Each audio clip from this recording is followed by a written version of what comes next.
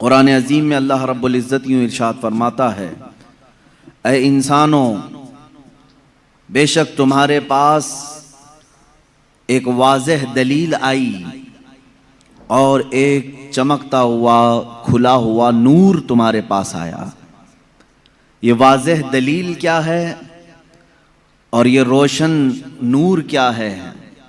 मुफस्सिरीन फरमाते हैं दलील से मुराद भी ज़ाते मुस्तफ़ा है और चमकते हुए नूर से मुराद भी ज़ाते मुस्तफ़ा है सल्लल्लाहु तआला अलैहि वसल्लम। दलील कहते हैं किसी के जहन में मौजूद शक व शुबह को दूर करने वाली चीज़।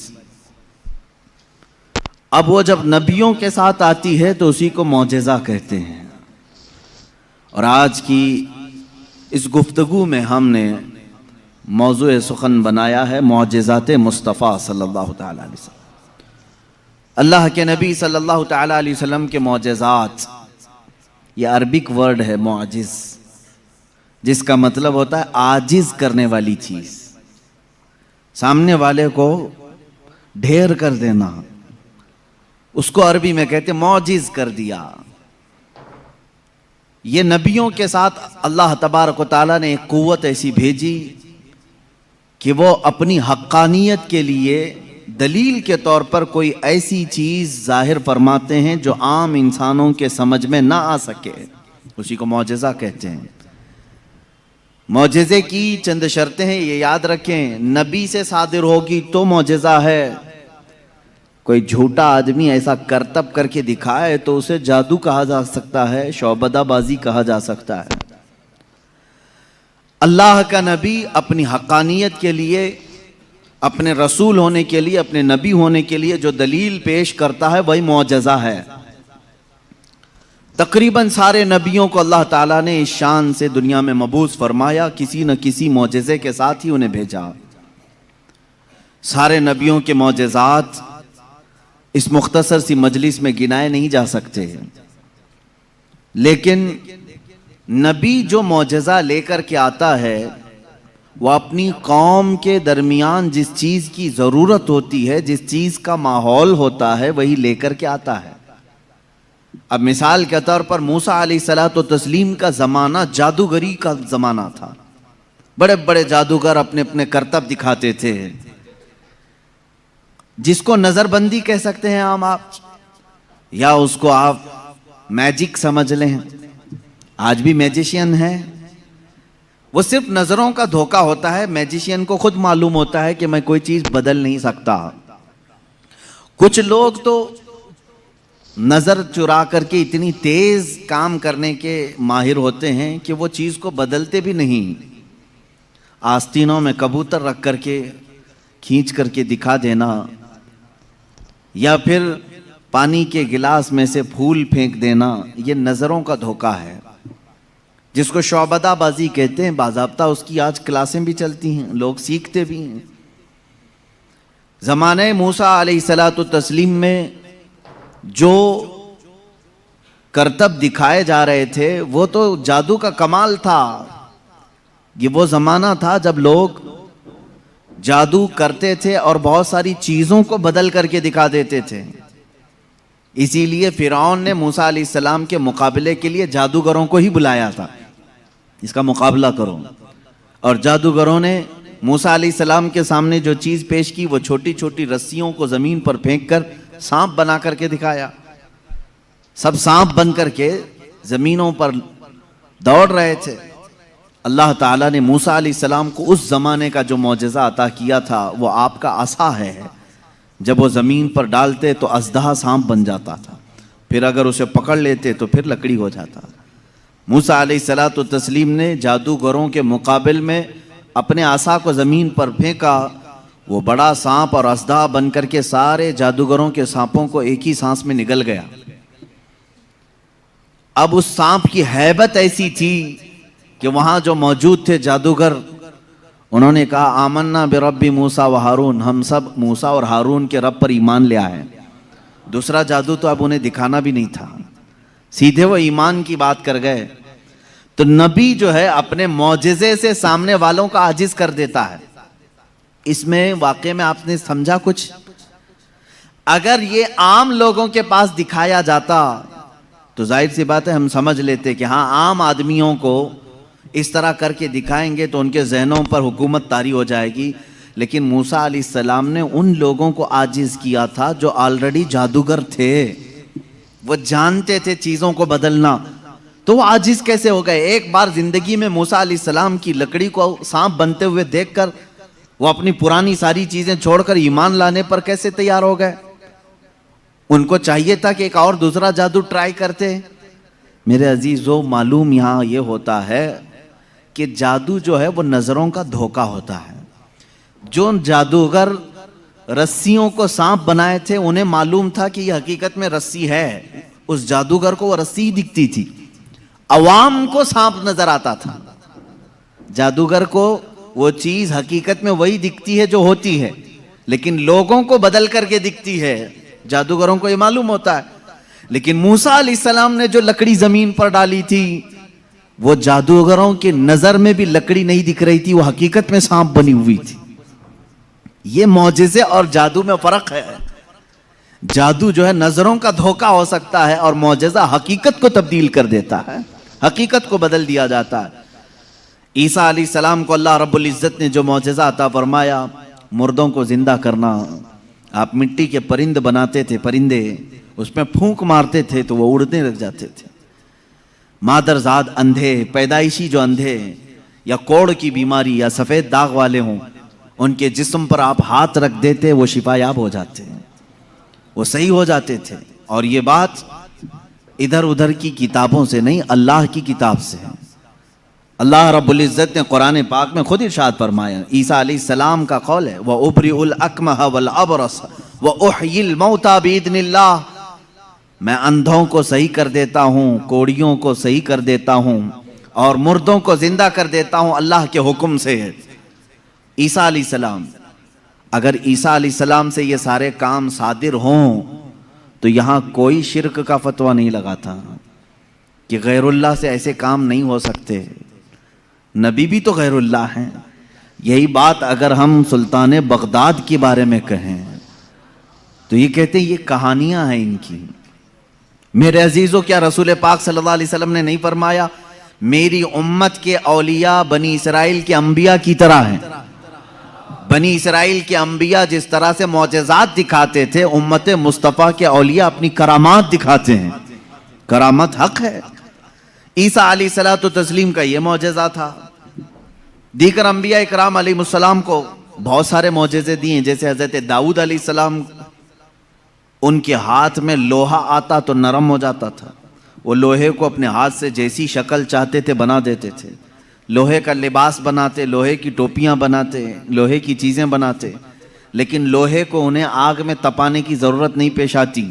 वो अपने हाथ में जैसे हम आटे को बना सकते हैं इस तरह से वो लोहे को बना सकते थे। ये अल्लाह के नबी दाऊद अलैहिस्सलाम का मौजज़ा था। हज़रत सुलेमान अलैहिस्सलाम का मौजज़ा ये कि आपको सारे परिंदों की बोलियां सिखाई गई थी, जिन्नात की और सारे तकरीबन मखलूक़ात की बोलियां आपको सिखा दी गई थी। और दूसरी चीज़ आपको मौजज़े में ये दिया गया कि सुलेमान अलैहिस्सलाम जिस तरफ चाहते हवा उस तरफ चलती। फसख्खरना लहुर रीह, अल्लाह फरमा रहा है हमने हवा को उनके लिए ताबे बना दिया था, उनके मुसख्खर कर दिया था।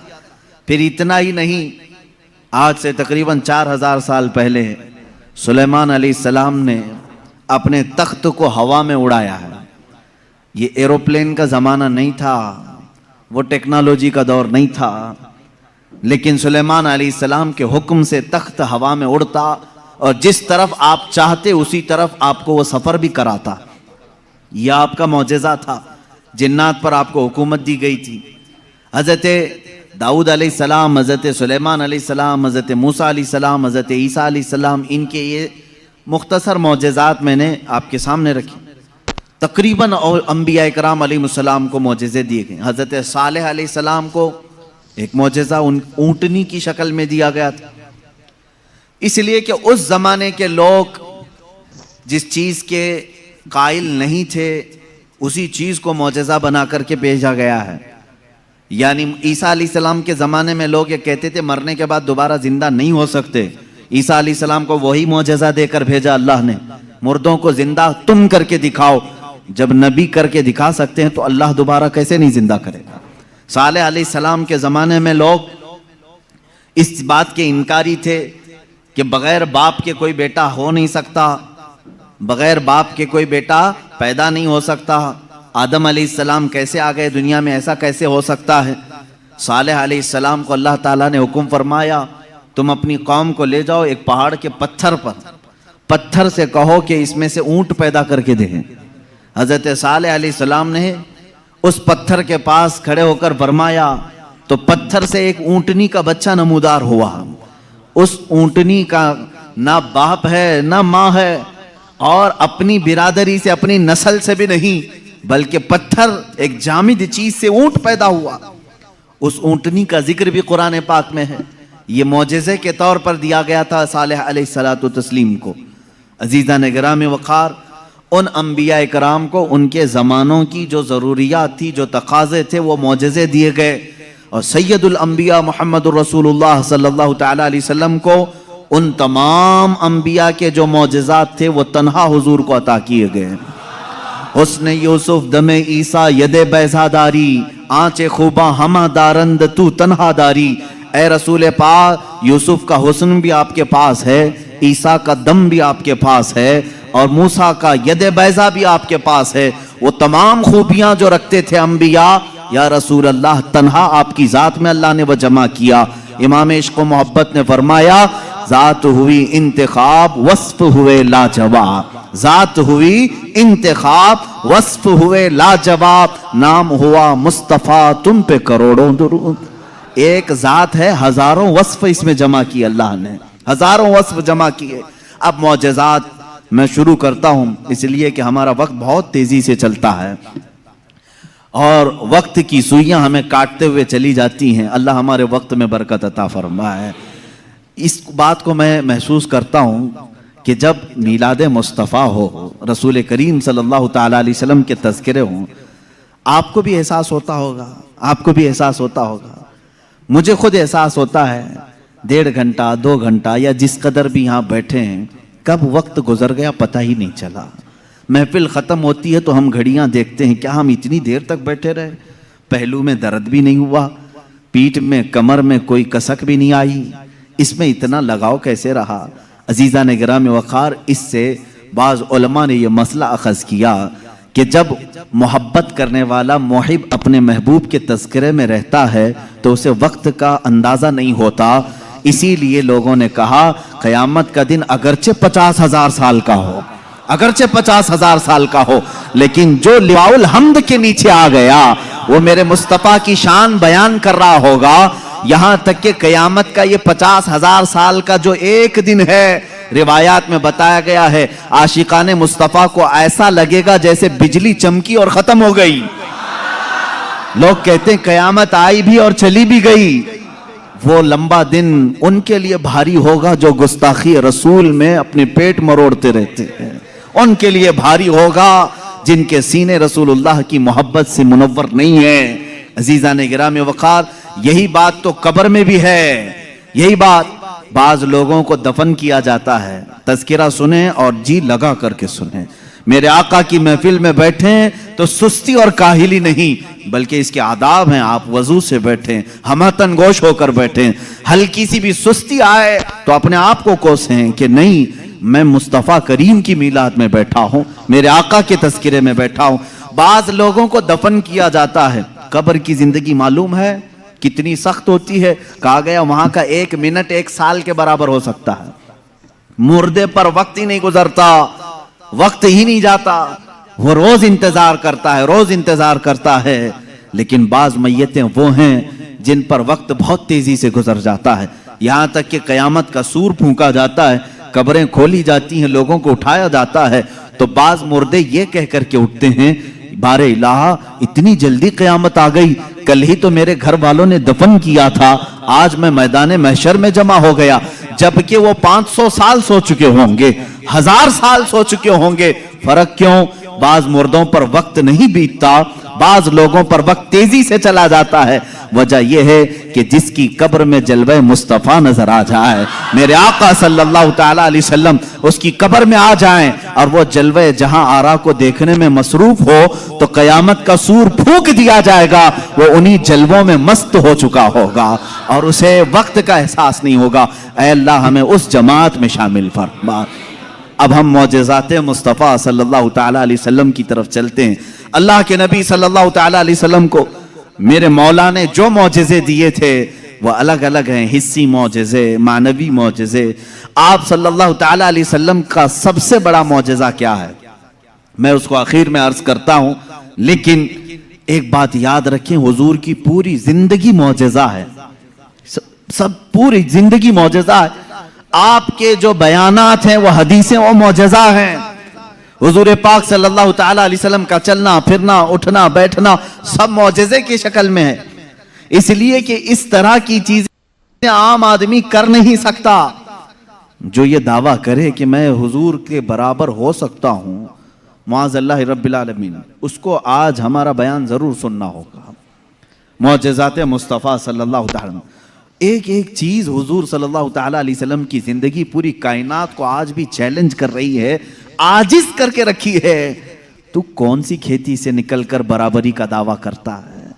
हुजूर अकरम सल्लल्लाहु ताला अलैहि वसल्लम की जात सुतूदा सिफात, अल्लाह के नबी सल्लल्लाहु ताला अलैहि वसल्लम के बचपन की बात लेते हैं, आज पैदा हुए, मीलाद मुक़द्दस है और ज़माने रसूल सल्लल्लाहु ताला अलैहि वसल्लम में यानी विलादत के ज़माने में मक्का का माहौल था कि बच्चे परवरिश के लिए दायाओं के पास दे दिए जाते थे। वजह यह थी कि बच्चा शहर की गहमा गहमी से दूर रहे, उसकी जुबान महफूज रहे। देहात वालों की जुबानें वहां अच्छी होती थी, अरबी, और शहर में होता यह था कि हर जगह के लोग मक्का में आते थे, मिक्स ना हो जाए। तो मक्का वाले खास तौर पर अपने बच्चों की जुबान की हिफाजत के लिए शुरू के चंद दिन किसी दाया के पास रखते थे। रसूल करीम सल्लल्लाहु ताला अलैहि वसल्लम जब पैदा हुए, ये वही ज़माना है जब बनु साद कबीले की दाया औरतें हैं। एक कबीला है जिस कबीले की सारी ख़वातीन बच्चों को पालती थीं और 2 साल के बाद ले जाती तो भारी मुआवजा मिलता था, उजरत मिलती थी, वो पैसों पर दूध पिलाती थीं। इसी एतबार से बनु साद कबीले की ख़वातीन मक्का में आई। उन्हीं ख़वातीन में एक हलीमा सादिया भी हैं। वो कहती हैं जब मक्का पहुँचे मेरी ऊँटनी लंगड़ी थी, जिसकी वजह से मैं ताख़ीर से पहुँची। सारी औरतें मक्का में जो नौमौलूद बच्चे थे सबके पास गईं और उनसे भावताव किया, मुआवजा तय किया और बच्चे ले ली। हज़रत हलीमा सादिया कहती हैं मैं ताख़ीर से पहुँची, तकरीबन बच्चे जा चुके थे, एक बच्चा बाकी था, वो आमिना का दुर्रे यतीम था। मैं वहाँ आई, मैंने देखा और उसके बाद पूछा कौन है इस बच्चे का सरपरस्त। कहा बच्चे की विलादत से 6 माह पहले ही इसके वालिद का विसाल हो चुका है। हलीमा कहती है मैं छोड़कर बाहर चली आई। मैं निकल आई कि बाप है नहीं बच्चे का, मैं अगर दूध पिला भी दूं 2 साल के बाद मुझे उजरत देगा कौन, कौन मुआवजा देगा? वो कहती हैं फिर पूरा मक्का छान मारी, लेकिन अब कोई बच्चा नहीं मिला। शाम हो गई थी, शोहर साथ में था। हलीमा सादिया से शोहर ने कहा ऐ हलीमा, खाली हाथ जाने से बेहतर है कि वह यतीम को साथ ले जाएं, यतीम दुर्रे यतीम है, साथ ले जाएं। हलीमा सादिया कहती है मैं दोबारा वापस आमिना के घर आई। आमिना रज़ी अल्लाह ताला अन्हा कहती हैं ऐ हलीमा, सुबह तुम बच्चे को देख कर गई थी, फिर वापस आई? कहा हाँ, हम खाली हाथ जाने से बेहतर समझती हैं कि इस दुर्रे यतीम को ले जाएं। हज़रत आमिना ने कहा ले जाना चाहे तो ले जाओ, लेकिन तुम्हारी उम्मीदों के मुताबिक हम मुआवजा नहीं दे सकेंगे, तुम्हारी उम्मीदों के मुताबिक हम उजरत नहीं दे सकेंगे। आमिना ने कहा, हलीमा सादिया ने कहा ठीक है, अब खाली हाथ न जाने का हमने अहद किया है, बच्चे को ले लेते हैं। हलीमा सादिया उस वक्त तक बच्चे को अपने गोद उठाई नहीं थी, सिर्फ देख करके गई थी। गोद में जब लिया, हलीमा सादिया कहती हैं मेरे पेशानी से लेकर तलवों तक ठंडक पहुंच गई थी। पहली मर्तबा गोद में लिया, उसके बाद उसके शोहर हलीमा सादिया के साथ वो बाहर आई।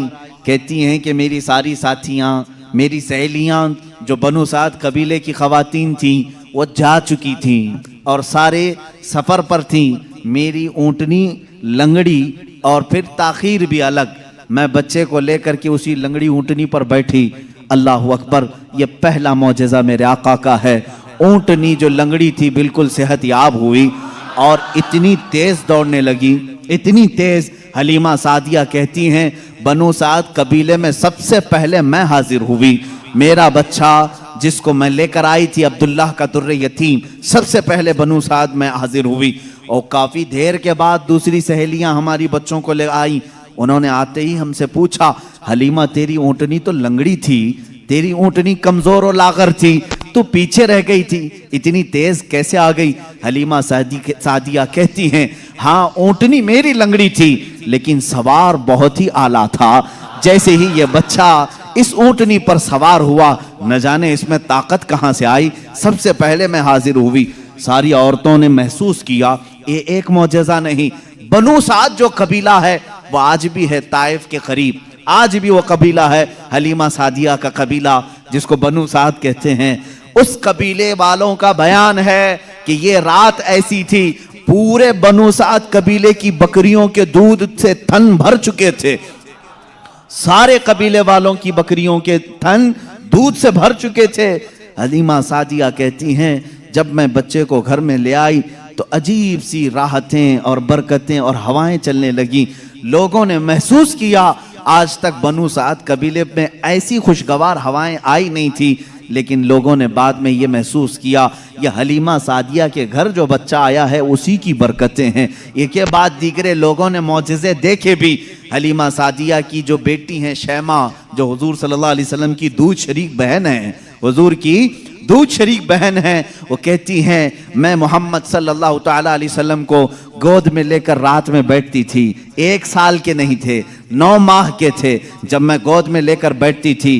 तारीक रातें हों या उजाली रातें हों, खुले आसमान के नीचे मैं आकर बैठती। मोहम्मद अरबी सल्लल्लाहु अलैहि वसल्लम की परवरिश में हलीमा का घराना लगा है। कहती हैं हम मालदार नहीं थे, खेल खिलौने वाली चीजें हमारे घर नहीं होती थी, लेकिन शैमा कहती हैं जब मोहम्मद मेरी गोद में होते रात को 14वीं का चांद चमक रहा होता और मोहम्मद सल्लल्लाहु अलैहि वसल्लम गोद से उंगली को यूं उठाते, चांद इधर चला जाता, कभी चांद इधर जाता, गोद में उंगली जिस तरफ करते वो चांद उधर ही झुक जाता था। आला हजरत इमाम इश्क व मोहब्बत फाजिल बरेलवी रदी अल्लाह ताला अन्हु यूं फरमाते हैं चांद झुक जाता उधर, उंगली उठाते महद में, क्या ही चलता था इशारों पर खिलौना नूर का, क्या ही चलता था इशारों पर खिलौना नूर का। सुबह तैबा में हुई बटता है बाड़ा नूर का, सदका लेने नूर का आया है तारा नूर का। अजीजा ने गिरामी, खिलौना बना है कौन? जिससे पूरी दुनिया आज तक खेल ना सकी, वो मोहम्मद अरबी सल्लल्लाहु अलैहि वसल्लम का खिलौना बना है। ये मेरे आका सल्लल्लाहु अलैहि वसल्लम के मौजज़ात, गोद के मौजज़ात हैं, गोद के मौजज़ात हैं। अब मैं यहां पर एक बात ये बताना चाहता हूं, उन लोगों के जहन को मैं साफ करना चाहता हूं जो लोग ये कहते हैं हुजूर सल्लल्लाहु ताला अलैहि वसल्लम 40 साल के बाद नबी बनाए गए, 40 साल के बाद नबी बनाए गए। बहुत सारे लोगों ने किताबों में भी लिख दिया। मेरे अजीज बात को समझा करो, नबी बनाए गए ये जुमला तवज्जो, और हमारा अकीदा ये है 40 साल के बाद हुजूर ने अपने नबी होने का ऐलान फरमाया। नबी बनाए गए अलग चीज है, वो नबी कब बनाए गए थे ये खुद रसूल पाक से पूछो, आप कब नबी बनाए गए थे?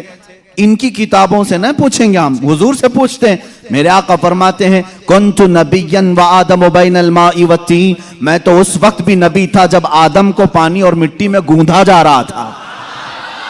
आदम अलैहिस्सलाम के खमीर को गूंधा जा रहा था, उस वक्त भी मैं नबी था। ये अल्लाह के हबीब सल्लल्लाहु अलैहि वसल्लम ने फरमाया। और ये लोग कहते हैं 40 साल के बाद नबी बनाए गए। अच्छा चलो ठीक है, इस हदीस को अगर नहीं मानते, मौजज़ा कब दिया जाता है? मौजज़ा कब दिया जाता है? जब नबी अपनी नबूवत को जाहिर कर दे, उसे लोगों को कायल करना रहता है, ईमान की तरफ बुलाना होता है, अपनी हक्कानियत की दलील पेश करनी होती है, तब नबी मौजज़ा दिखाएगा।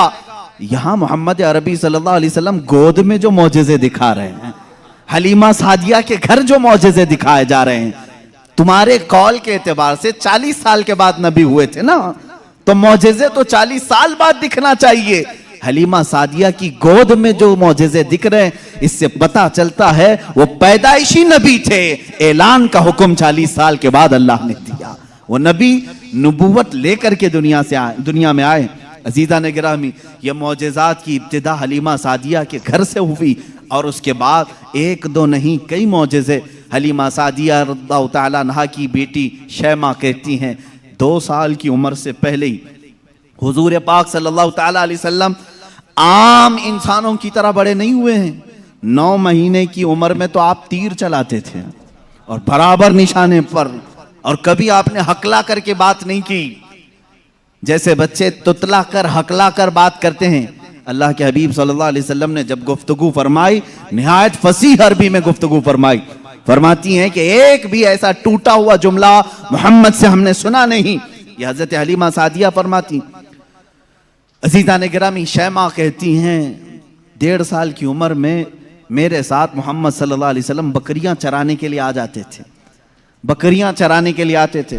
वो कहती हैं जब बकरियां चराने के लिए मोहम्मद सल्लल्लाहु अलैहि वसल्लम जाते थे जंगल में या सहरा में, जहाँ पर भी मामला, वो कहती हैं मैं एक आध बकरी को लेकर जाती, लेकिन मोहम्मद सल्लल्लाहु अलैहि वसल्लम के साथ सारी बकरियां होती।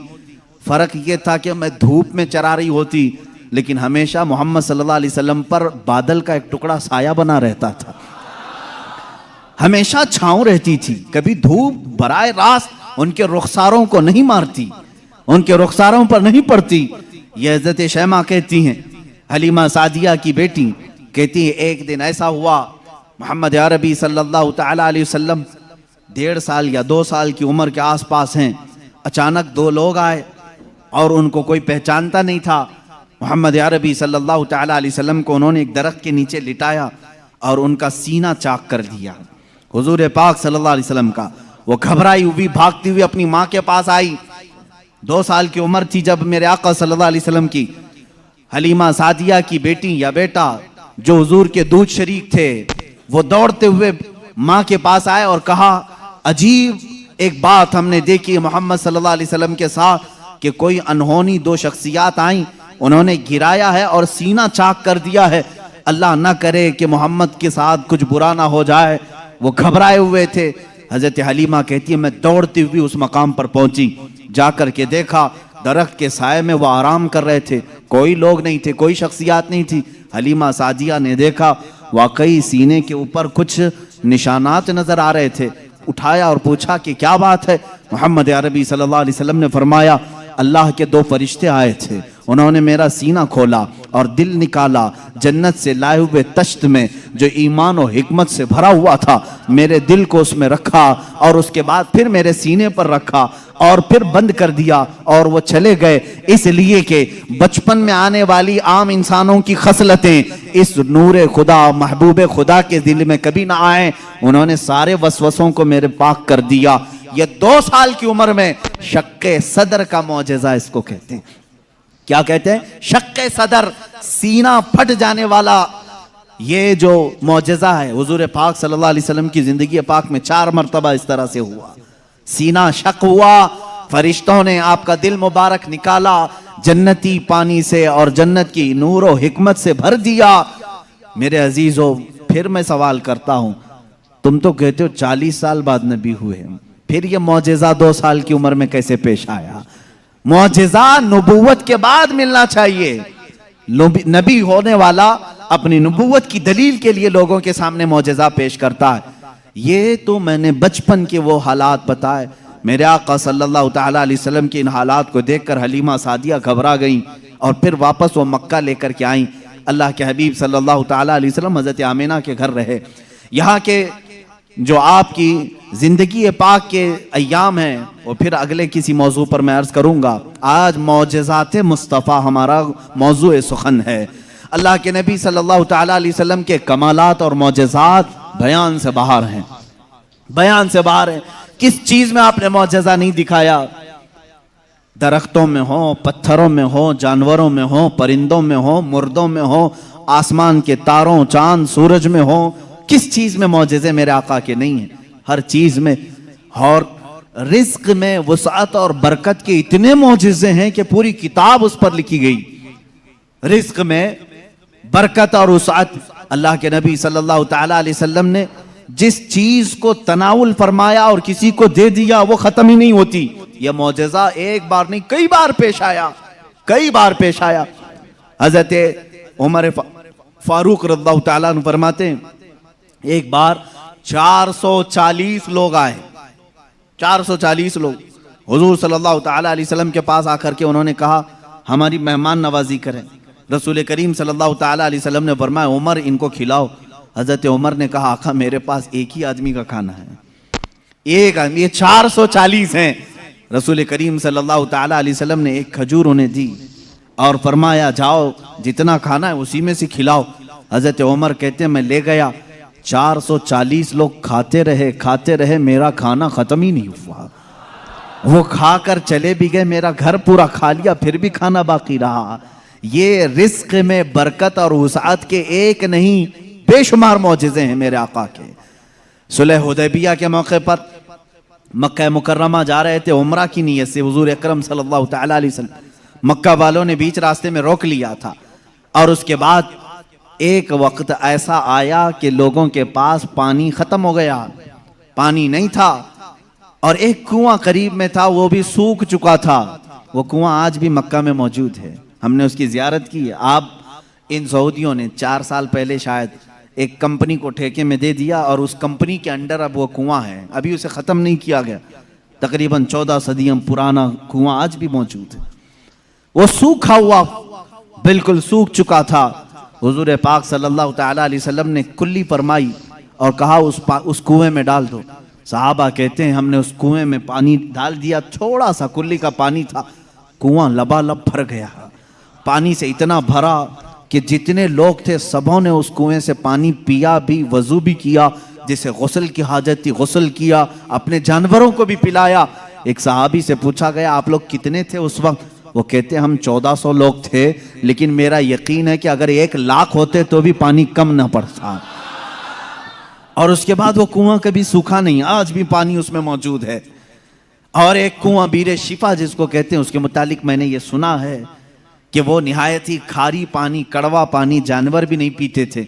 अल्लाह के नबी सल्लल्लाहु ताला अलैहि वसल्लम बदर से वापसी के मौके पर उसमें अपना लुआब पाक डाला। वो पानी आज भी मीठा है, आज भी मीठा है। इन सऊदियों ने उसमें सीमेंट भर दिया, डामर डाल दिया, तारकोल डाला, केमिकल डाला। उनके एतबार से ये शिर्क है। ये सब सुन्नी लोग आते हैं तबर्रुक समझ करके इस पानी को निकालते हैं, इसकी कोई असल नहीं, इसकी कोई सनद नहीं, इसका कोई सबूत नहीं। और इस गुस्से में उन्होंने कुएं में हर चीज डाली, लेकिन पानी भी बड़ा जिद्दी है, हर चीज को निकल करके फिर बाहर आता है। सारी चीजें खत्म होती हैं। अभी अभी 6 महीने पहले के सफर में भी पानी पी करके आए, उन्होंने वहां पहरेदार लगाए। आज भी पता नहीं बुग़्ज़ किस बात का है, बुग़्ज़ किस चीज का है। तुम्हें सिनेमा थिएटरों से तकलीफ नहीं हुई, बीरे शिफा से इतनी तकलीफ? तुम्हें बीच खोलने में शर्म और हया नहीं आई? मुस्तफ़ा करीम सल्लल्लाहु ताला अलैहि वसल्लम के उशाक और मोहब्बत करने वाले अगर तारीख की किसी चीज को दिल और जान से यकीन के साथ अमल करते हैं और उन्हें शिफा भी मिलती है, तो इनके पेट में दर्द क्यों होता है? हैरत की बात है। अजीज़ा ने गिरामी वकार, एक बात, एक फार्मूला तो मुझे समझ में आता है, हर आदमी अपने बड़ों की रविश पर चलता है, हर आदमी अपने आकाओं को जरूर खुश करता है। अल्हम्दुलिल्लाह हम उन तबर्रुकात पर मर मिटते हैं, जान देते हैं, इसलिए कि हमारे आकाओं का तबर्रुक है। और ये हर उस चीज को मिटाने की कोशिश करते हैं, इसलिए कि ये भी अपने आकाओं की नस्ल में से हैं। यहूदी हमेशा चाहते थे कि नाम मुस्तफ़ा मिटा दिया जाए, हमेशा चाहते थे। तौरात में खुरच खुरच करके नाम निकाले इन्होंने, लेकिन आला हज़रत फाजिल बरेलवी रज़ियल्लाहु ताला अन्हु ने ये फरमाया, तू घटाए से किसी के न घटा है न घटे, जब बढ़ाए तुझे अल्लाह ताला तेरा, मिट गए मिटते हैं मिट जाएंगे आदा तेरे, न मिटा है न मिटेगा कभी चर्चा तेरा। हुजूर पाक सल्लल्लाहु ताला अलैहि वसल्लम की कोई चीज तुम तारीख से नहीं मिटा सकोगे। बहरहाल रिज्क में बरकत और वसाअत के बेशुमार मौजज़ात हैं। एक बार तो कमाल की बात है, मकाम ज़ोरा पर हुजूर पाक सल्लल्लाहु ताला अलैहि वसल्लम तशरीफ फरमाए। यहाँ सहाबा कहते हैं हमारे पास पानी फिर ख़त्म हो गया, पानी कुछ भी नहीं था, ना कुआं करीब में था। कुआं था तो कुल्ली फरमाई, कुएं का पानी बाहर आया। हजरत मूसा अलैहिस्सलाम का मौजज़ा याद होगा आपको। आपने लकड़ी से पत्थर पर मारा एक मर्तबा, 12 चश्मे बाहर निकले। कुरान पाक में है, कुरान ने फरमाया फनफजरत मिन हुस्नता अशरत आइना, 12 चश्मे पानी के निकले थे। और इसलिए कि उनकी उम्मत में 12 कबीले थे, 12 कबीलों के लिए 12 चश्मे निकल गए। किस चीज से मूसा अलैहिस्सलाम ने मारा? अपने असा से। किस पे मारा? पत्थर पे। पत्थर से 12 चश्मे निकले। मुस्तफ़ा करीम सल्लल्लाहु ताला अलैहि वसल्लम सफर में, सहाबा तशरीफ लाए, शिकायत की पानी की। अल्लाह अल्लाह, मैं यहाँ पर अकीदे पर कुर्बान जाऊं सहाबा के, उनसे क्यों नहीं कहते पानी बरसाना, पानी देना अल्लाह का काम है। वो सहाबा हुजूर के पास बार बार क्यों आ जाते थे? खाना नहीं है तो हुजूर के पास, पानी नहीं है तो हुजूर के पास, बीमारी है तो हुजूर के पास। इसलिए कि उन्हीं सहाबा का अकीदा बरेली के इमाम ने लिया है, जिनका कहना था शाफियो नाफी हो तुम, वाफियो काफी हो तुम, दर्द को कर दो दवा, तुम पे करोड़ों दुरूद, आंख अता कीजिए उसमें जिया दीजिए, जलवा करीब आ गया तुम पे करोड़ों दुरूद। वो मांगने के लिए आते थे मेरे आका सल्लल्लाहु अलैहि वसल्लम की बारगाह में। और जिन्होंने कहा रसूलुल्लाह से मांगना हराम है, माअज़ल्लाह रब्बिल आलमीन, उनको अल्लाह ताला ने ऐसों का मोहताज बनाया, दर दर की ठोकरें खाते हुए आज भी जलील व खार है। इसीलिए मेरे इमाम ने कहा है, जो तेरे दर से यार फिरते हैं, दर बदर यूं ही खार फिरते हैं, दर बदर यूं ही खार फिरते हैं। हमें फख्र है इस बात पर, हम मोहताज हैं तो मदीने के ताजदार के रसूल करीम सल्लल्लाहु ताला अलैहि वसल्लम से मांगेंगे। इसलिए मांगते हैं कि रब है मोती ये है कासिम, रिस्क उसका है खिलाते ये हैं, रिस्क उसका है खिलाते ये हैं। हम खालिक समझकर, हम रसूलुल्लाह को राज़िक समझकर नहीं जा रहे हैं, बल्कि वो रज़्ज़ाक़े हकीकी के नायब हैं। इसीलिए आला हज़रत फाज़िल बरेलवी ने फरमाया है कि रब है मोती ये है कासिम, रिस्क उसका है खिलाते ये हैं। बखुदा खुदा का यही है दर, नहीं और कोई मफर मखर, जो वहां से हो यहीं आके हो, जो यहां नहीं तो वहां नहीं। यह आला हज़रत ने फरमाया। बहरहाल रसूल करीम सल्लल्लाहु ताला अलैहि वसल्लम के पास अब सहाबा आए पानी की शिकायत लेकर के। पानी यहां पर भी नहीं है। हुजूर पाक सल्लल्लाहु अलैहि वसल्लम ने फरमाया कुआं भी करीब नहीं, तालाब भी करीब नहीं, पत्थर भी करीब नहीं। एक सहाबी से कहा कि बर्तन कुछ है तुम्हारे पास? कहा एक बर्तन में इतना पानी है कि या तो पी सकता हूं या तो वजू कर सकता हूं। हुजूर पाक सल्लल्लाहु अलैहि वसल्लम ने फरमाया वही ले आओ। बर्तन को करीब रखा और अपना दस्ते मुबारक उसमें रखा। सहाबा फरमाते हैं हर उंगली पाक से पानी के चश्मे जारी थे, जैसे फव्वारे निकलते हैं, फाउंटेन जिस तरह होते हैं। हुजूर पाक सल्लल्लाहु ताला अलैहि वसल्लम की उंगलियों से चश्मे निकलने लगे। फिर इमाम अहले सुन्नत फाजिल बरेलवी फरमाते हैं उंगलियां हैं फैज पर, टूटे हैं प्यासे झूम कर, उंगलियां हैं फैज पर, टूटे हैं प्यासे झूम कर, नदियां पंजाब रहमत की हैं जारी। वाह वाह, पंजाब रहमत की। पंजाब रहमत का मतलब पंजाब जो हमारा है इसको इसलिए पंजाब कहते हैं, 5 नदियां हैं वहां पर। मेरे आका सल्लल्लाहु ताला अलैहि वसल्लम के सिर्फ दस्ते मुकद्दसा में रहमत के पंजाब थे। 5 उंगलियों से 5 चश्मे निकले। और उस वक्त सहाबा फरमाते हैं हम तकरीबन 300 लोगों ने उससे वजू भी किया, पानी भी पिया, जानवरों को भी पिलाया। किस पानी से? उंगलियों से निकले हुए पानी। अब मैं पूछता हूं मेरे अजीजों, ये है मौजज़ा जिसको खर्क़े आदत कहते हैं, जो अकल में ना आए, अकल में ना आए। हाँ एक बात तो समझ में आती, मूसा अलैहिस्सलाम ने लकड़ी मारी थी पत्थर पर और पत्थर से 12 चश्मे निकले, मौजज़ा वो भी था। लेकिन हमने दुनिया में बहुत सारे फॉल्स देखे हैं जो पत्थरों से ही निकलते हैं। नहीं देखे आपने? पहाड़ों से पानी का निकलना आम सी बात है, लेकिन नूरे मुस्तफ़ा मोहम्मद अरबी सल्लल्लाहु अलैहि वसल्लम का मौजज़ा तो ये है, दुनिया ने आज तक न सुना होगा न देखा होगा। पत्थरों से निकलने वाला पानी तो देखा है, उंगलियों से निकलने वाला पानी सिर्फ ताजदार मदीना के यहाँ है। ये मेरे आका सल्लल्लाहु अलैहि वसल्लम का मौजज़ा, कमाल का मौजज़ा था। ये खाने पीने के मामलात में 1-2 नहीं, बहुत से मौजज़ात हैं। फिर आगे बढ़ो, जंगे खंदक के मौके पर खंदक खोदी जा रही थी। वाकया ऐसा था मेरे इन 12 रोज़ा उन्वानात में एक उन्वान है इंशाअल्लाह, हुजूर सल्लल्लाहु ताला अलैहि वसल्लम के सारे गज़वात, हुजूर की जंगी हिकमतें क्या थीं, इंशाअल्लाह उल अज़ीज़ उसमें अर्ज़ करूँगा। खंदक एक जंग हुई है, उसका नाम ही ग़ज़वा खंदक इसलिए कि मदीने के अतराफ में एक बहुत बड़ी खंदक खोदी गई थी, एक खाई खोदी गई थी। वजह यह थी कि दुश्मन पूरी की पूरी फौज लेकर मदीने में दाखिल ना हो, इसलिए कि जब दुश्मन फौज लेकर अपने शहर में आएंगे, शहर में तहस नहस करेंगे, बर्बादी करेंगे। बाहर ही निपट लिया जाए तो घर तो महफूज रहेंगे। जंग होगी, कुछ तो नुकसान होगा कि नहीं होगा।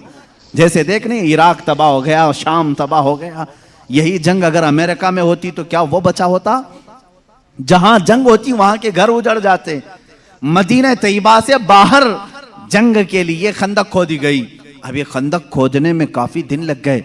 सहाबा उस जमाने में भूखे प्यासे फाका कशी में खंदक खोदते रहे। ऐसे नहीं कि सिर्फ सहाबा ने खोदा, अल्लाह के नबी सल्लल्लाहु ताला अलैहि वसल्लम ने खुद भी अपने हाथ से खंदक खोदी है। एक बार सहाबा फरमाते हैं, बड़ा पत्थर आ गया, किसी से नहीं टूटता था, हिलता भी नहीं था। उस वक्त रसूल करीम सल्लल्लाहु अलैहि वसल्लम को उन्होंने खबर दी। अल्लाह के हबीब सल्लल्लाहु ताला अलैहि वसल्लम तशरीफ लाए। मेरे अजीजों, मेरे आका का एक मौजज़ा ये भी था, जितने सहाबा थे उनके पास जितनी ताकत थी, सबसे ज्यादा ताकत मेरे मुस्तफ़ा के पास भी थी। हुजूर पाक सल्लल्लाहु ताला अलैहि वसल्लम ने अपने जमाने के नामवर पहलवान अबू दुजाना या कुछ और नाम है मैं भूल रहा हूं, हुजूर सल्लल्लाहु ताला अलैहि वसल्लम ने उसके साथ कुश्ती लड़ी, जिसको पूरे अरब ने कभी नहीं पछाड़ा था। 3 मरतबा हुजूर पाक ने उसको पीठ लगा दिया था। हुजूर अकरम सल्लल्लाहु ताला अलैहि वसल्लम अपने हाथ में कुदाल लेकर के उस पत्थर को निकालने आए। एक उस पर मारी ज़रब, चिंगारी उछली और रोशनी आई। अल्लाह के हबीब सल्लल्लाहु अलैहि वसल्लम ने फरमाया अल्हम्दुलिल्लाह। दूसरी मारी, फिर कहा अल्हम्दुलिल्लाह। तीसरी मर्तबा वो पत्थर टूटकर टुकड़े हो गया, निकल गया। सहाबा ने पूछा कि हुजूर, हर आपने पत्थर पर जब भी कुदाल मारी चिंगारी निकली, आपने जुबान से कुछ कहा? कहा जब पहली मर्तबा मैंने कुदाल मारी, मैंने देखा ईरान फतह हो चुका है। कुदाल यहां मदीने में मारी जा रही है और खबर ईरान के फतह होने की दी जा रही। दूसरी कुदाल मारी, हुजूर पाक सल्लल्लाहु ताला अलैहि वसल्लम ने फरमाया यमन फतह हो चुका है। बाज रिवायात में अलग अलग मुल्कों के नाम मुझे मिले। बहरैन के महल्लात को फतह होते हुए मैंने देखा। हुजूर अकरम सल्लल्लाहु ताला अलैहि वसल्लम ने 3 ज़रबों में उस पत्थर को ख़त्म कर दिया और उसी वक्त ईरान के, मुल्क रोम के और बहरैन के फतह होने की बशारतें दी। यहाँ तक एक हदीस में है कुस्तुनतुनिया, इस्तांबुल के फतह होने की खबर दी, जो हुजूर पाक सल्लल्लाहु ताला अलैहि वसल्लम के विसाल के 800 साल के बाद फतह हुआ और अल्हम्दुलिल्लाह इस्लाम के ज़ेरे नगी आया। जहां जहां की खबरें हुजूर ने दी थी, सब मुल्क फतह हुए। आज भी वो दायरा इस्लाम में है, आज भी मुसलमानों के ज़ेरे नगी हैं। अब यहाँ पर जो मौजज़ा हुआ, एक तो पत्थर का टूटना और गैबी खबरें देना, दूसरी बात हज़रत जाबिर रज़ियल्लाहु ताला अन्हु एक अजीज सहाबी थे। वो आते हैं अपनी बीवी से कहते हैं, मैं देख रहा हूँ अल्लाह के नबी सल्लल्लाहु अलैहि वसल्लम पेट पर पत्थर बांधे हुए। क्यों बांधा जाता था उस वक्त? इसलिए कि पेट अगर ढीला रहे, भूख की शिद्दत से बार बार ख्वाहिश खाने की होती रहे, उसको टाइट कर लिया जाए तो बार बार भूख न लगे। ये उस वक्त मामूल रहा होगा। अल्लाह के नबी सल्लल्लाहु अलैहि वसल्लम ने भी अपने पेट पर पत्थर बांधे। हज़रत जाबिर कहते मुझसे देखा नहीं जा रहा है, इस हालत में मेरे आका काम भी कर रहे हैं। जाबिर रज़ियल्लाहु ताला अन्हु का घर वहाँ से करीब था खंदक के। उनकी बीवी से उन्होंने कहा कुछ खाने को हो तो बना दो। उन्होंने कहा घर में थोड़ा सा आटा है, जौ का आटा है, उसकी चंद रोटियां बनेंगी, 4 या 5 रोटियां बनेंगी, और एक बकरी का बच्चा है 6 महीने का होगा, बस इतना है। कितने लोग खा सकते हैं आप ही देखें। कहा इतना ही ज़बह कर, मैं रसूल पाक सल्लल्लाहु अलैहि वसल्लम को, हज़रत अबू बकर को, हज़रत उमर को, और मैं रहूँगा, मेरे घर वाले रहेंगे, खिला देंगे। वो आए, कान में आकर के हुजूर से कहा या रसूल अल्लाह सल्लल्लाहु ताला अलैहि वसल्लम, घर में एक छोटा सा बकरी का बच्चा है, हमने ज़बह किया है, थोड़ा सा आटा है, आप अबू बकर उमर घर पर तशरीफ लाएं। अल्लाह के नबी सल्लल्लाहु अलैहि वसल्लम ने दावत कबूल कर ली। कहा जाबिर जाओ तुम खाना बनाओ, लेकिन जब तक मैं ना आऊं हांडी चूल्हे से ना उतारो और रोटियों के टुकड़े ना करो। हुजूर पाक सल्लल्लाहु अलैहि वसल्लम की ये बात सुन करके वो जाने लगे थे, अभी हुजूर ने पलटकर जितने सहाबा थे कहा, ए मेरे सहाबा, जाबिर के घर में सबकी दावत है, चलो। जाबिर के घर में दावत, 1500 सहाबा थे, 1500 सहाबा। हजरत जाबिर घबरा गए, दौड़ते हुए आए, अपनी बीवी से कहा, ए खातून बड़ा गजब हो गया, मैंने 3 को दावत दी थी, हुजूर ने 1500 को बुलाया है। उनकी शरीक हयात एक सहाबिया थी, तवक्कुल के आला दर्जे पर थी, पूछती हैं, ए जाबिर आपने बुलाया है या रसूलुल्लाह ने बुलाया है? हजरत जाबिर कहते मैंने किसी को नहीं बुलाया, रसूलुल्लाह ने बुलाया है। कहते फिर फिक्र छोड़ो, जिन्होंने बुलाया वही खिलाएंगे, जिन्होंने बुलाया वही खिलाएंगे, हमको इस बात की क्या फिक्र है, हमें तो खाना बनाना है, वो आएंगे, जिसको उन्होंने दावत दी वो खिलाएंगे। हमने 3 को दावत दी, हम 3 को खिलाएंगे, रसूल ने जितनों को दावत दी वो उनको खिलाएंगे। ये खातून का अकीदा देखें, सहाबिया हैं। हजरत जाबिर रज़ियल्लाहु ताला अन्हु फरमाते हैं, घर मेरे आका तशरीफ लाए, घर में बैठने की जगह भी 10 लोगों की थी, 10 लोग बैठ सकते थे। अल्लाह के हबीब सल्लल्लाहु ताला अलैहि वसल्लम तशरीफ लाए और उस हांडी को जो चूल्हे पर रखी हुई थी, कहा इसको उतारना नहीं, उसमें अपना लुआब पाक डाला और उसके बाद फरमाया निकाल कर देते जाओ। हजरत जाबिर कहते हैं 10-10 लोगों का खाना निकालता था, रोटियां दस्तरखान पर बिछाई जाती थी। शाम हो गई, 1500 सहाबा खा लिए, अभी मेरी हांडी में आधा खाना बाकी ही रहा। ये मौजिज़ा है मेरे आका सल्लल्लाहु अलैहि वसल्लम का। रिस्क में वुसअत और बरकत सिर्फ लुआबे पाक से जो बराबरी का दावा करते हैं वो भी अपने घर की हांडियों में थूक के दिखाएं, तुम्हारे घर वाले ना खाएं। मुस्तफा करीम सल्लल्लाहु अलैहि वसल्लम जिस पे लुआब लगा दें, 1500 जलीलुल कद्र सहाबा खाएंगे भी और हांडी में बचा भी रह जाएगा। अजीजा ने गिरामी, बराबरी का दावा ना करो, वरना थूकोगे तो मर जाओगे, तुम्हारे घर में कभी जहर ना हो जाए तुम्हारे थूक में, थूकोगे तो बच्चे मर भी जाएंगे। बहरहाल ये मौजिज़ा एक ही नहीं पेश आया, 3-3 मौजिज़े यहां पर आए, 3-3 मौजिज़े हजरत जाबिर के घर में तन्हा। हुजूर पाक सल्लल्लाहु ताला अलैहि वसल्लम दावत के लिए आए भी। उसके बाद दूसरी बात ये भी हुई, उनके घर में एक हादसा हो गया था।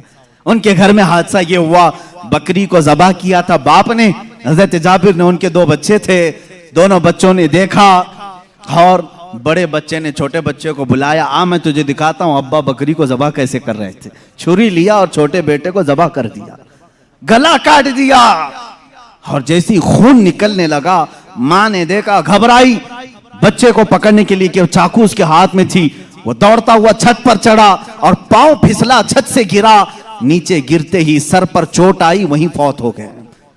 एक साथ 2 बच्चों का इंतकाल किस वक्त, जिस वक्त हुजूर की दावत घर में हो रही। हजरत जाबिर को मालूम नहीं था, वो खाना बनाने का हुक्म देकर चले गए थे, यहां दोनों बच्चे फौत हो चुके थे। लेकिन उस वफा शियार खातून के जज्बे को हजारों सलाह, दोनों बच्चों की लाशों को उठाई, घर के एक कोने में लेकर आई और उन पर चादर डाल दिया। कहा आज मैं न रोऊंगी न चीखूंगी, इसलिए कि मेरे घर रसूल खुदा तशरीफ ला रहे हैं, मैं अपने गम को उस दावत पर भारी होने नहीं दूंगी। मेरे अजीज, किसी माँ का कलेजा अगर बर्दाश्त कर सकता है अपने बेटे की मौत का गम, तो मुझे बताओ दुनिया की कोई ऐसी औरत। ये वो औरतें थी जिनके मुतालिक कुरान ने कहा रज़ियल्लाहु अन्हुम व रज़ू अन, अल्लाह इनसे राजी हो गया और ये अल्लाह से राजी हैं। ये खातून चादर ओढ़ा करके दोनों बच्चों की लाश पर रखी हुई हैं। मेरे आका सल्लल्लाहु अलैहि वसल्लम जिस वक्त घर में आए, खाने के लिए दस्तरखान पर जब बैठे, आपने लुक़मे उठाए, उसके बाद हजरत जाबिर से कहा, जाबिर तुम्हारे बच्चे नहीं दिखते, कहाँ हैं? वो बीमार थे। बीवी से आकर के कहा, खातून कहाँ हैं बच्चे? खातून ने कहा वो सो रहे हैं, वो सो रहे हैं, आप जाएं, हुजूर पाक सल्लल्लाहु अलैहि वसल्लम के साथ बैठे हैं। वो आए, कहा हुजूर वो आराम कर रहे हैं, सो रहे हैं। हुजूर पाक सल्लल्लाहु अलैहि वसल्लम ने फरमाया जाओ उनको ढूंढ लाओ। दोबारा आए, खातून से कहा कि बच्चे कहाँ हैं? कहा आपको मालूम था वो बीमार थे। कहाँ वो बीमार थे? कहा अब वो बहुत अच्छी नींद में सोए हुए हैं, नहीं उठेंगे।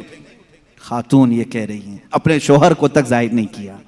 हजरत जाबिर दोबारा तीसरी बार मेरे आका सल्लल्लाहु अलैहि वसल्लम ने फरमाया, जाबिर मुझे अल्लाह का हुक्म है कि मैं तेरे बेटों के साथ खाऊं। हुजूर पाक सल्लल्लाहु अलैहि वसल्लम दस्तरखान से उठ गए, खाना रखा हुआ था, अंदर खुद चल करके आए, खुद पूछा कि कहाँ सो रहे हैं, मुझे भी दिखा दो। हजरत जाबिर की खातून जो थी, बीवी थी, वो उस कमरे में ले गई, लाशों पर से चादर उठाया। हजरत जाबिर कहते हैं मैं देख करके दहल गया, बच्चों की लाशें हैं। अल्लाह के नबी सल्लल्लाहु ताला अलैहि वसल्लम करीब गए, दोनों बच्चों के हाथों को पकड़ा और कहा बहुत देर से हम तुम्हारे इंतजार में, उठो दस्तरखान बिछा है। दोनों बच्चे अपने कपड़े झाड़ते हुए खड़े हो गए। मूसा ईसा अलैहिस्सलाम के मुर्दों को जिंदा करने का मौजज़ा तुमने सुना होगा।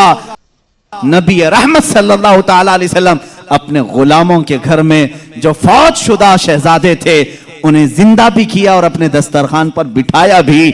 और ये बच्चे सिर्फ थोड़ी देर के लिए जिंदा नहीं हुए थे, फिर एक लंबी जिंदगी इन्होंने गुजारी मेरे आका की सोहबत में और हदीसें भी रिवायत की। ये हुजूर अकरम सल्लल्लाहु अलैहि वसल्लम का मौजज़ा। दो मौजज़े एक ही घर में। तीसरा मौजज़ा ये है, ये रहमत आलम सल्लल्लाहु ताला अलैहि वसल्लम जिस घर पर जाएं उस घर के रहमो करम की बातें ना पूछो, वहां बरकत ही बरकत है। पूरा खाना खाकर जब सहाबा चले जा रहे थे, सारी हड्डियों को जमा किया। मेरे आका सल्लल्लाहु अलैहि वसल्लम ने फरमाया वही बकरी का 6 माह का बच्चा था। अल्लाह के नबी सल्लल्लाहु अलैहि वसल्लम ने कहा ए बकरी खड़ी हो जा। बकरी अपना कान झाड़ते हुए खड़ी हो गई। हजरत जाबिर को उनकी बकरी वापस दी गई।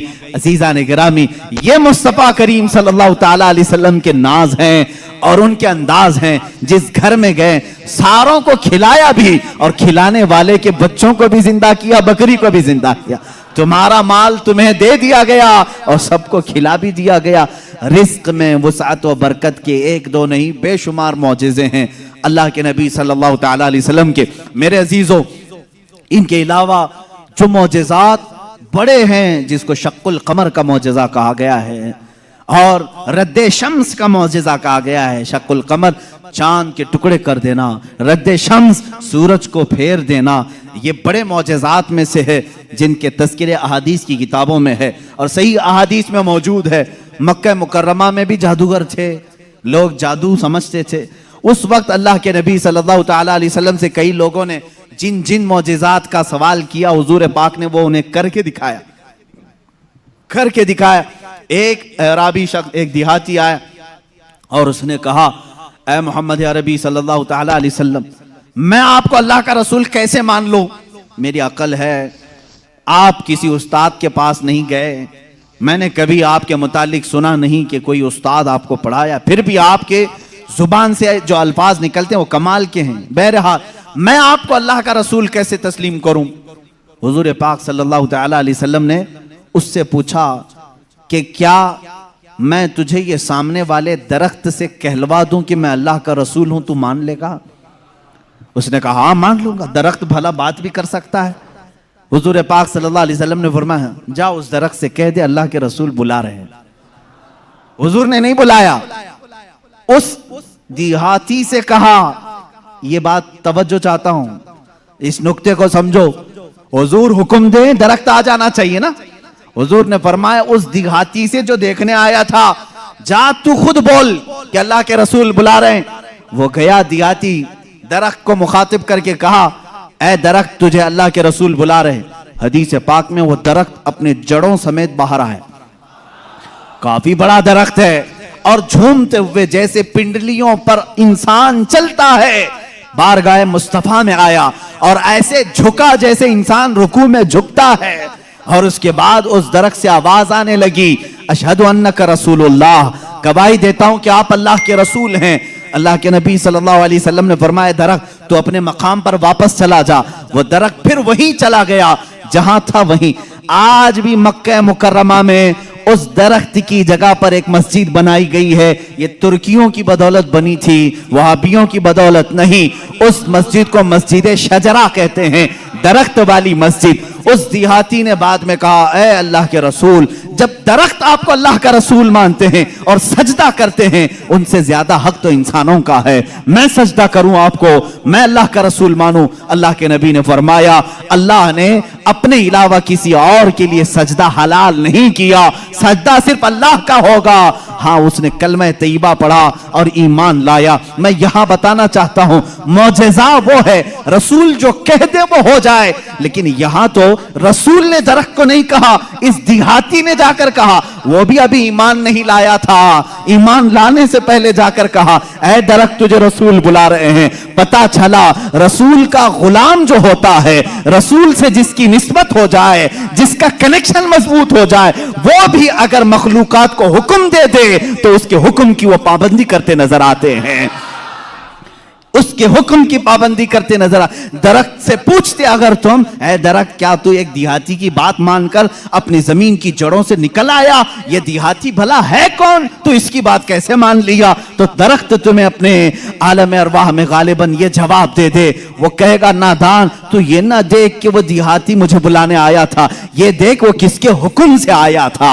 जिसका हुक्म था उसके हुक्म पर मैं बजा लाने के लिए इस अमल को किया। अजीजा ने गिरामी वक़ार, ये दरख्तों के मौजज़े,